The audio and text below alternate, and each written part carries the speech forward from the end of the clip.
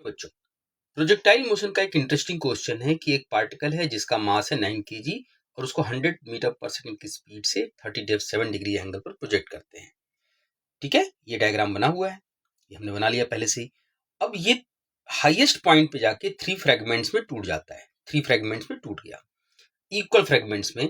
एक पार्ट जो है वो उसी प्रोजेक्टाइल यानी कि पैराबोलिक पाथ को फॉलो करता है, दूसरा नीचे की तरफ गिर जाता है यानी कि फ्रीली ड्रॉप हो जाता है।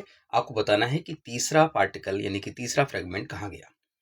तो सबसे पहले हमें दो फॉर्मूले कॉन्सेप्ट याद होना चाहिए कि रेंज का फॉर्मूला क्या होता है ऑब्लिक प्रोजेक्शन में। ये फॉर्मूला लिखा हुआ है रेंज का। सेंटर ऑफ मास का फॉर्मूला याद होना चाहिए क्योंकि ये क्वेश्चन हम सेंटर ऑफ मास से सॉल्व करेंगे। साइन 37 और साइन कॉस 37 की वैल्यू हमें पता होनी चाहिए।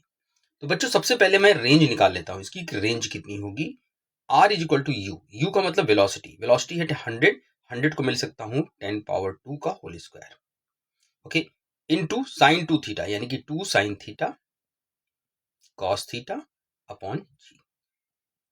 तो ये हो गया 10 पावर 4 2 साइन 37, ये लिखा हुआ है यहाँ पर 3/5 इंटू 4/5 अपॉन जी की वैल्यू 10। इसको सॉल्व कर लो बच्चों, ये आ जाएगा 960 मीटर। यानी ये बॉडी अगर नहीं एक्सप्लोड करती हाईएस्ट पॉइंट पे तो 960 मीटर पर जाके इंसिडेंट गिरती।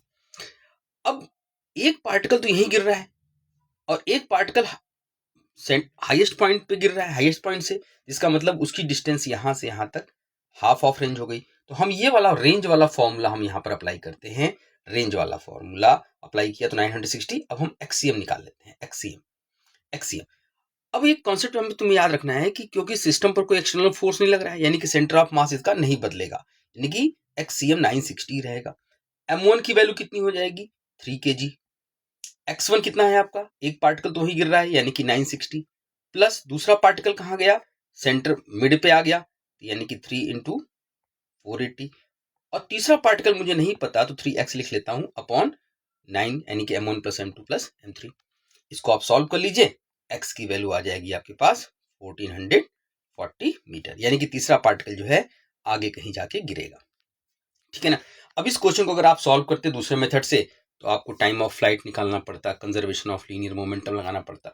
ये एक आसान तरीका है। अब आप सोच रहे हो कि YCM हमने क्यों नहीं निकाला। YCM इसलिए नहीं निकाला क्योंकि इनिशियल जो ऑब्जेक्ट जाके गिरेगा वो ग्राउंड पे ही गिर रहा है, तो उसमें हमें YCM निकालने की जरूरत नहीं है। Okay, so this is the basic concept.